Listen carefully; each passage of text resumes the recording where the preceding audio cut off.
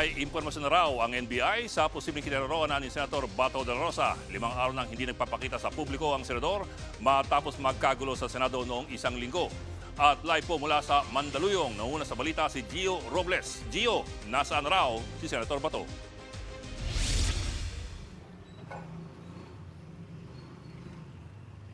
Bok, confidential ang impormasyong ito at hindi raw pwedeng isapubliko ayon kay NBI Director Melvin Matibag. Pero nang tanungin namin siya kung nasa Pilipinas pa ba si Senator Bato de la Rosa, ito ang kanyang sagot.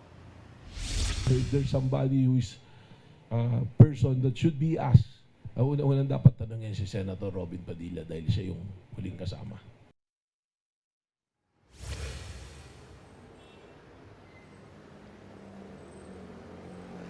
Bok, speaking of Senator Robin Hood Padilla, naging matipid naman ang sagot niya nang tanungin kung nasaan na ba si De La Rosa, pero pagtitiyak niya hindi lalabas ng bansa ang senador. Narito ang pahayag ni Senator Padilla.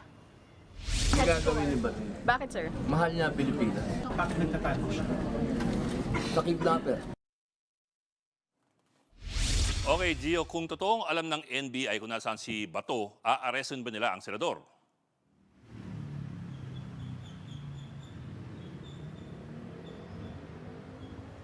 Bok, hindi direktang sinabi ni NBI Director Matibag na aarestuhin nila si De La Rosa, pero anya, desidido silang mahanap ang senador na may arrest o valid arrest warrant laban sa kanya ng International Criminal Court. Kung babalikan natin, Bok, isa si De La Rosa sa mga co-perpetrator ni dating Pangulong Rodrigo Duterte na nahaharap sa kasong crimes against humanity. Narito, pakinggan natin muli ang pahayag ni Director Matibag. Yung law enforcement, talagang may monitoring kami at hahanapin natin. He is now considered fugitive from justice. Okay, Bok, ano namang reaksyon ng kampo ni De La Rosa doon sa pahayag na ito ng NBI?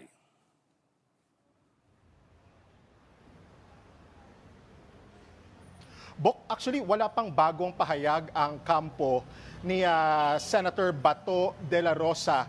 Pero let me break it up to you, ika nga. Gaya sa sikat na kanta ng dating singer at abogado ngayon ni De La Rosa na si Attorney Jimmy Bondoc, hindi pa rin nila kinikilala itong mandamiento de arresto mula sa ICC na dapat daw talaga ay dumaan ito sa lokal na hukuman dito sa Pilipinas. Narito ang pahayag ni Attorney Bondoc. Dadaan po sa proseso, no? Dadapan po sa proseso, sa PCTC and all that. Alam po niyo yan. I'm sure you've heard all of that. Pag dumaan na po sa tamang proseso and competent judicial authority, then pwede na nating pag-usapan ang pag-appear ni Senator Bato.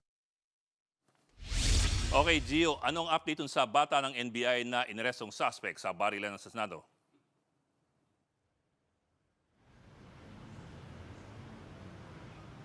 Yes, you're referring, Bok, dito sa volunteer driver ng NBI na si Mel Oragon. Well, update, nakalaya na siya matapos makapagpiyansa. Nagpositibo siya sa paraffin test, pero giit niya hindi siya nagpaputok ng baril. Actually, naglabas din ito nga NBI ng body camera footage mula sa isa sa mga ahente nito na ipinapakitang walang dalang baril itong si Oragon. Yung bit-bit niya lang ay yung radyo at jacket nito. Ipinaliwanag din niya kung bakit nasa ikalawang palapag siya ng GSIS building bago mahuli. Narito, pakinggan po natin ang kanyang pahayag.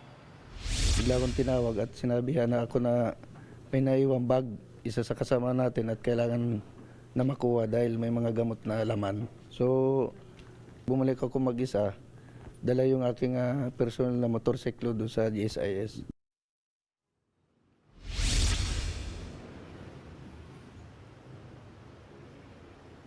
Bok, sa ngayon, pinag-iisipan ng kampo nitong si Oragon na magsampa rin ng reklamo laban naman doon sa mga umaresto sa kanya sa ikalawang palapag ng GSIS building. Bok, balik sa'yo. Okay, ulat ni Gio Robles live mula sa Mandaluyong City. Mga kapatid, Jig Manikad po. Pagdating sa mahalagang balita sa loob at labas ng bansa, dapat una sa lahat, mag-follow at mag-subscribe na sa social media pages ng News 5.